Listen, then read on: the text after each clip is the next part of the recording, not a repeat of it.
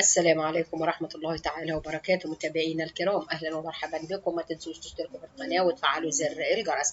أخبار عاجلة: أسعار الحديد والأسمنت في الأسواق اليوم الخميس. موقع رسمي: خلاطة أسمنت هشمت الأتوبيس 14 مصابا في حادثة. الأرصاد تكشف تفاصيل طقس الأيام المقبلة. أمطار تصل لحد السيول. وإليكم التفاصيل.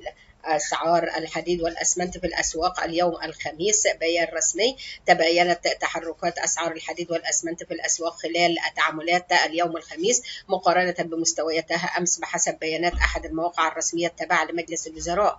وأسعار الحديد والأسمنت خلال تعاملات اليوم وتغييرها مقارنة بمستوياتها أمس بحسب بيانات بوابة الأسعار المحلية والعالمية التابعة لمركز معلومات مجلس الوزراء، والتي قد تختلف عن مستويات الأسعار في بعض مناطق الجمهورية. أسعار الحديد والأسمنت: سعر طن الحديد الاستثماري 38267 جنيه بزيادة 837 جنيه. سعر طن حديد عز 40131 جنيه بتراجع 1177 جنيه. سعر طن الأسمنت الرمادي 2539 جنيه بتراجع 24 جنيه.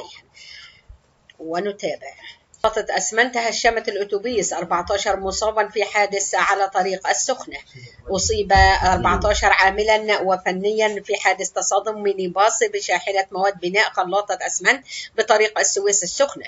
وتلقى مرفق إسعاف السويس بلاغا بالحادث، ووجه الدكتور محمد طنطاوي مدير الإسعاف 12 سيارة لموقع الحادث لتقديم التأمين الطبي للمصابين ونقلهم للمستشفى للعلاج. وأفاد شهود عيان أن الحادث وقع أمام شركة البتروكيماويات صباح اليوم الخميس، إذ اصطدم الأتوبيس بالمقدمة في الشاحنة خلاطة الأسمنت، ما أدى لتهشم الجزء الأيسر من مقدمة الميني باص نتيجة لعدم تقدير المسافات بين الأتوبيس والسيارة. وقال مصدر طبي إن المصابين من العمال والفنيين والموظفين بمحطة كهرباء السخنة، وأسفر التصادم عن إصابة 14 لحقت تنوعت إصابتهم ما بين البسيطة والمتوسطة.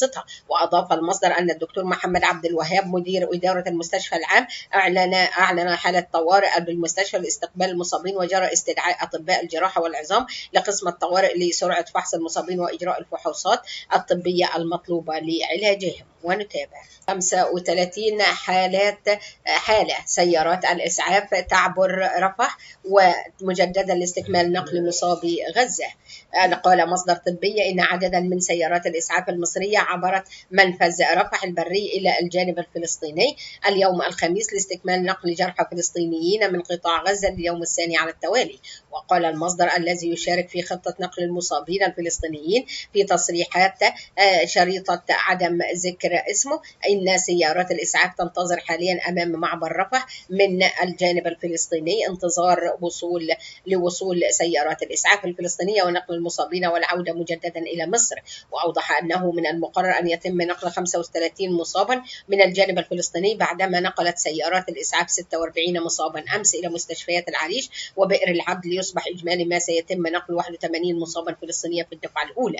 كانت وزارة الصحة أعلنت أمس الأربعاء التنسيق لاستقبال الدفعة الأولى من المصابين بقطاع غزة، والتي تضم 81 حالة من الجرحى والمرضى، لتقديم الخدمات التشخيصية والطبية والعلاجية اللازمة لهم. وقال المتحدث باسم وزارة الصحة حسام عبد الغفار إن هناك أطفال بين المصابين الذين جرى استقبالهم اليوم عبر معبر رفح، مؤكدا أن حالتهم صعبة جراء الإصابة البالغة. ورحبت منظمة الصحة العالمية بقرار مصر بقبول 81 مصابا ومريضا من قطاع غزة لتلقي العلاج. وقالت المنظمة في بيان اليوم إنها ستواصل دعم وزارة الصحة والسكان المصرية في التخطيط لإنشاء نظام شامل للفرز وتثبيت حالة المرضى وإجلائهم طبيا بالتدريب المستمر للعاملين في الرعاية الصحية. كما تتعاون المنظمة مع جمعية الهلال الأحمر المصري ضمان توفر خدمات دعم المصابين بصدمات نفسية للمرضى. ونتابع. قبل قرار الفائدة اليوم، كيف تحرك سعر الدولار في السوق السوداء؟ وصل سعر الدولار ارتفاعه في السوق السوداء لتجارة العملة السوق غير الرسمية خلال تعاملات اليوم الخميس بزيادة جنيه ونصف عن تعاملات أمس وفق أحد المراقبين تحدث إليهم. وأضاف أن سعر الدولار في السوق السوداء ارتفع اليوم إلى 47.5 جنيه مقارنة بنحو 46 جنيه خلال تعاملات أمس بسبب زيادة الطلب. ويأتي هذا الارتفاع تزامنا مع عقد البنك المركزي اجتماع لجنة السياسة النقدية اليوم الخميس المسؤولة عن نسبة العائد على الإيداع والإقراض لحسم قرار رفع أو تثبيت الفائدة في سابع اجتماع له خلال 2023. وتواجه مصر ضغوطا من نقص النقد الأجنبي على مدار 20 شهرا، بما أدى إلى انتعاش عمل السوق السوداء، وذلك بعد خروج استثمارات أجنبية غير مباشرة بنحو 22 مليار دولار خلال النصف الأول من العام الماضي بسبب الحرب الروسية الأوكرانية. كان سعر الدولار عاد للارتفاع مقابل الجنيه بنحو جنيهين تقريبا أمس الأربعاء، ليرتفع ما بين 44 و 46 جنيه مقارنة بنحو 42 و 44 جنيه يوم الاثنين الماضي، بعد أن هبط من أعلى مستوى له 49 جنيه الجمعة الماضية.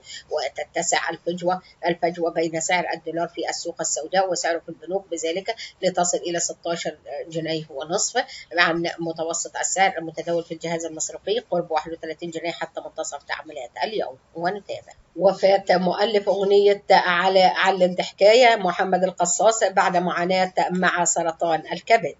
رحل عن عالمنا الشاعر الغنائي محمد القصاص مساء أمس الأربعاء في إحدى المستشفيات التي كان يخضع للعلاج بها إثر إصابته بالسرطان.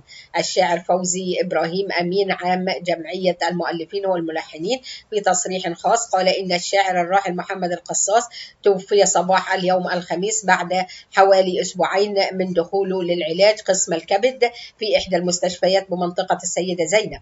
وتابع الشاعر الراحل كان يعاني من السرطان ووجود مياه على الكبد، وكان يخضع للعلاج والخضوع لجراحة لاستئصال الورم.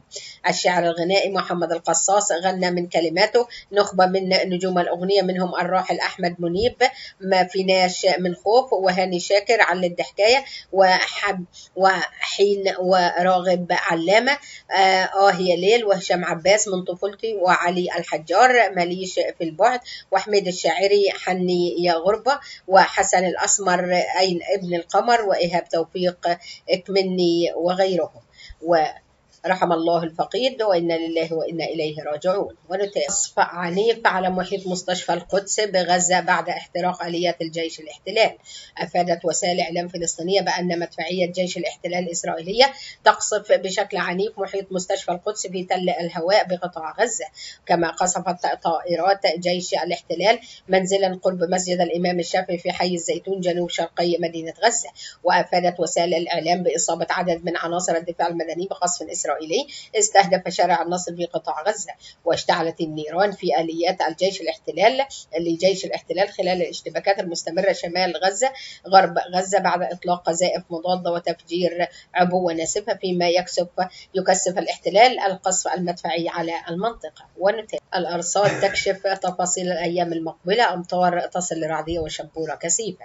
كشفت الهيئة العامة للأرصاد الجوية حالة الطقس ودرجات الحرارة خلال ال6 أيام القادمة والأحوال الجوية المتوقعة. وقالت الأرصاد في بيان إنه يسود خلال ال6 أيام المقبلة طقس مائل إلى الحرارة نهارا على القاهرة الكبرى والوجه البحري وشمال الصعيد، تعتدل الحرارة على السواحل الشمالية ويكون حار على جنوب سيناء والصعيد. وأوضحت الهيئة أنه يسود طقس لطيف في أول الليل مائل للبرودة في آخره على شمال البلاد حتى شمال الصعيد، لطيف على جنوب سيناء والصعيد. وأشارت إلى وجود أمطار خفيفة بنسبة حدوث 20% على مناطق من جنوب سلاسل جبال البحر الأحمر ومدينتي حلايب وشلاتين، قد تكون رعدية أحيانا على فترات متقطعة. وتابعت الأرصاد أنه يوجد شبورة مائية كثيفة من 4 إلى 8 صباحا على بعض الطرق الزراعية والسريعة والقريبة من المسطحات المائية المؤدية من وإلى القاهرة الكبرى والوجه البحري والسواحل الشمالية ومدن القناة ووسط سيناء وشمال الصعيد. وطلبت الهيئة المواطنين اتخاذ جميع الاستعدادات والتدابير اللازمة للحد من الآثار الناجمة عن الشبورة الكثيفة. قبل ما ننهي ما تنسوش تشتركوا في القناة وتفعلوا زر الجرس، والسلام عليكم ورحمة الله تعالى وبركاته.